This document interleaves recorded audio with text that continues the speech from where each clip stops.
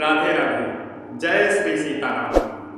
आज आप सभी दर्शकों के हितार्थ मंगल कामना से प्रेरित होकर के आज के इस महापर्व कोजागरी पूर्णिमा पर, जिसे शरद पूर्णिमा, कोजागरी पूर्णिमा, शरदोत्सव, कौमुदी पूर्णिमा और कमला पूर्णिमा और रास पूर्णिमा भी कहा जाता है, इस पावन महापर्व पर आप सभी के हितार्थ इस अश्विन मास की शुक्ल पक्ष की शरद पूर्णिमा पर, जो कि आज के दिवस से समस्त अनुष्ठान आरंभ हो जाते हैं और यह अनुष्ठान जो है इस अमृत शरद पूर्णिमा के साक्षी होते हैं।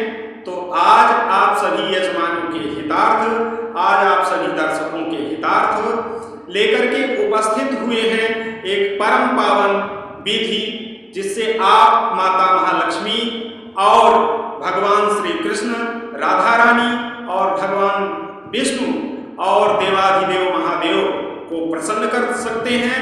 आज की इस विधि में हम बताने वाले हैं माता महालक्ष्मी को प्रसन्न करने की विधि, और वह विधि है खीर का भोग विधि।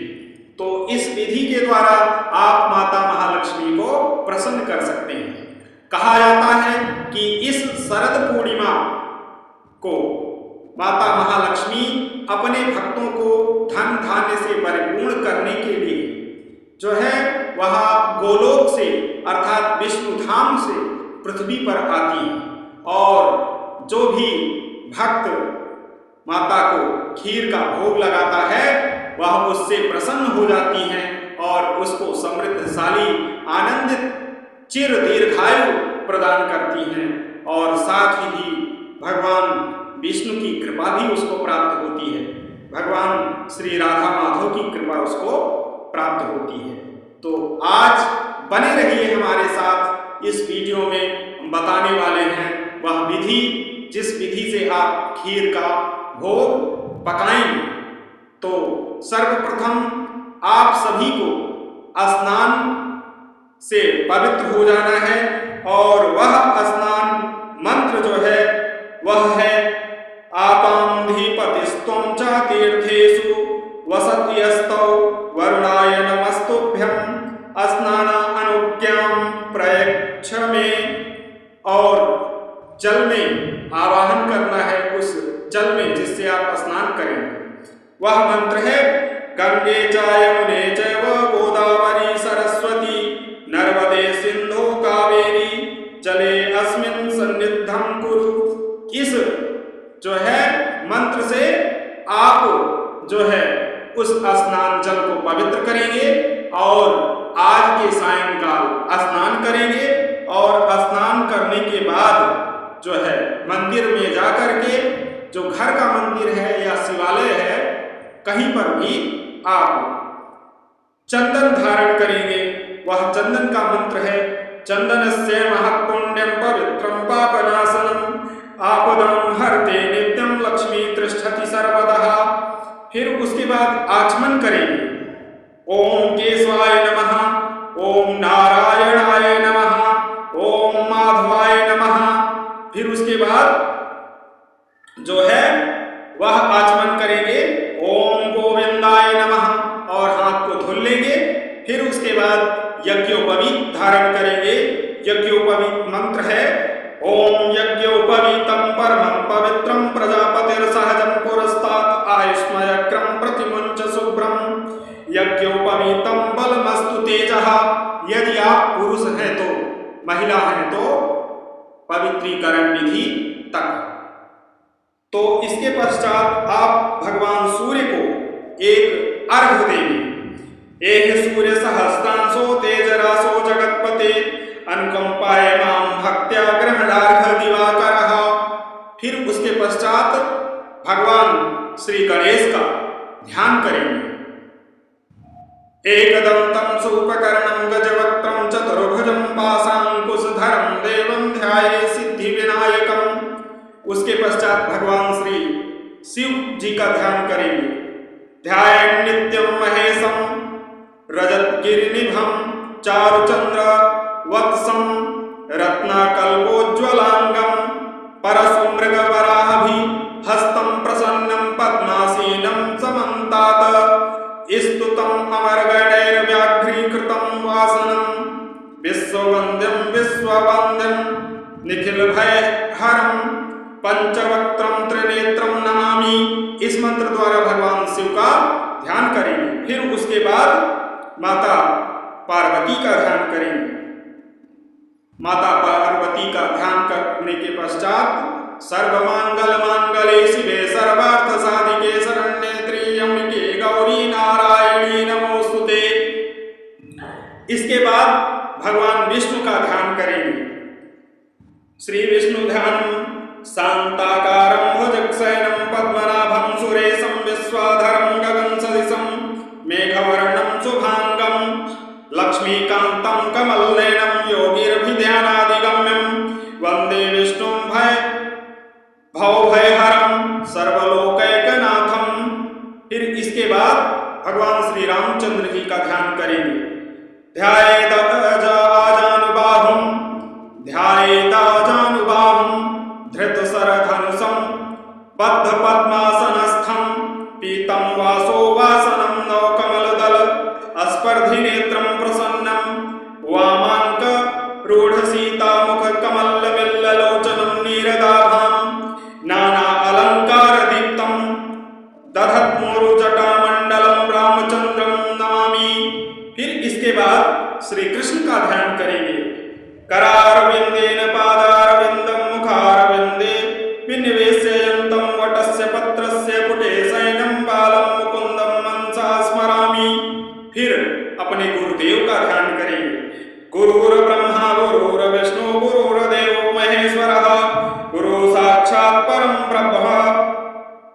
गुरुर्ब्रह्मा गुरुर्विष्णु गुरुर्देवो महेश्वरः गुरु साक्षात् परब्रह्म तस्मै श्री गुरुवे नमः।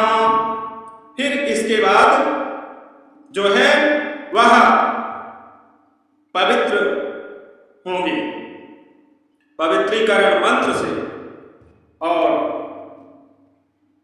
आपको वह खीर पकाने की विधि भी बता रहे हैं। इसके पहले पवित्रीकरण मंत्र। ओम अपवित्रः पवित्रो वा सर्वावस्थां गतो वापि वा या स्मरेत पुंडरीकाक्षं सह वायुभ्यन्तरः शुचिः। इस पवित्रीकरण मंत्र से उस स्थान को पवित्र कर लेंगे। और उसके बाद माता पृथ्वी की पवित्रता का ध्यान करेंगे। ओम पृथ्वी त्वया धृता लोका देवी त्वां विष्णुना धृता त्वां चाधाराय माम देवी पवित्रं कुरु चासनम्। इस प्रकार आप जो है इतना करने के बाद जहां पर खीर पकानी है रसोई में या खुले आसमान के नीचे, वहां पर निम्नलिखित निम्न वस्तुओं को एकत्रित करेंगे। वस्तुएं कौन कौन सी हैं? सामग्री जिससे आप खीर का भोग पकाएंगे। उसके लिए आवश्यक सामग्री है, पहला नंबर तो आपके पास होना चाहिए गाय का जो है वह दूध, दूसरा चावल, और तीसरा जो भोज्य पदार्थ है वह है इलायची, लौंग, गरी, और जो है वह मखाना लावा, इतना जो है। और उसके बाद जो परम आवश्यक वस्तु है वह है शर्करा, जिससे उस खीर को आप पकाएंगे।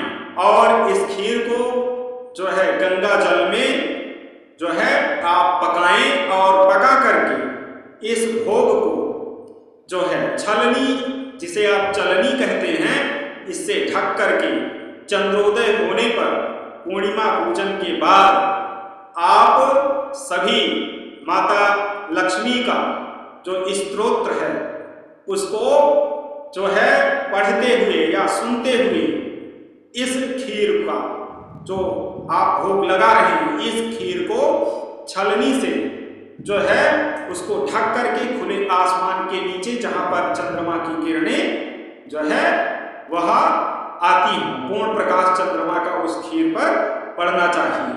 यह खीर माता महालक्ष्मी के इस अमृत में शरद पूर्णिमा पर आरोग्य वृद्धि करने वाली है और इसके साथ ही यह खीर आपके आरोग्यता, आपके धन वैभव और आपके समस्त सुखों को बढ़ाने वाली है। इसलिए आज शरद पूर्णिमा के सायंकाल में खीर को पका करके उसको खुले आसमान के नीचे रख दें और पुनः प्रातः काल उस खीर का भोग मंदिर में माता महालक्ष्मी, भगवान विष्णु और राधा रानी और भगवान गोविंद को तुलसी दल अर्पित करते हुए, उस खीर में तुलसी दल छोड़ते हुए उसका भोग लगाएं और इस खीर को समस्त परिवारीजनों और प्रियजनों, मित्रों को प्रसाद रूप में प्रदान करें। इससे क्या होगा? इससे होगा यह कि धन चाहने वाले को धन मिल जाएगा और यश चाहने वाले को यश मिलेगा।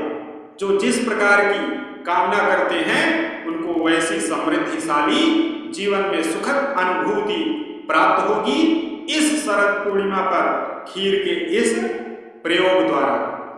तो आज के इस उपाय और प्रयोग में इतना ही।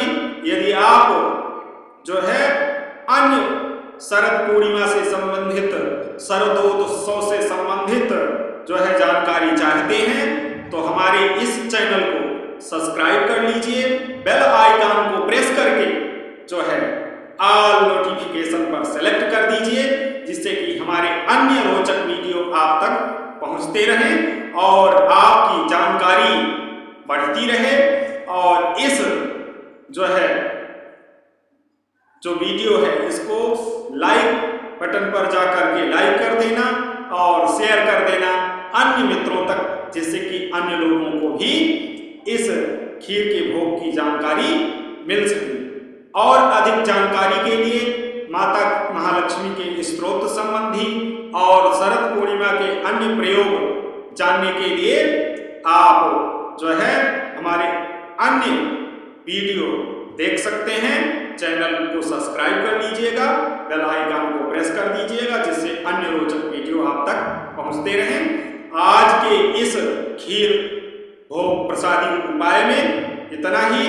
आप सभी को आचमन करते हुए खीर को पका करके चंद्रमा के प्रकाश में, शीतल किरणों के प्रकाश में जो है रख देना है और वहां पर उस खीर को रख करके छलनी से ढांक देना है और ढक कर रखने के पश्चात उस खीर को प्रातः काल नित्य क्रिया से निवृत्त होकर के भगवान राधा माधव, लक्ष्मी नारायण और सीताराम को प्रसादी रूप में अर्पित करना है और परिवार जनों के साथ उस प्रसाद को ग्रहण कर लेना है।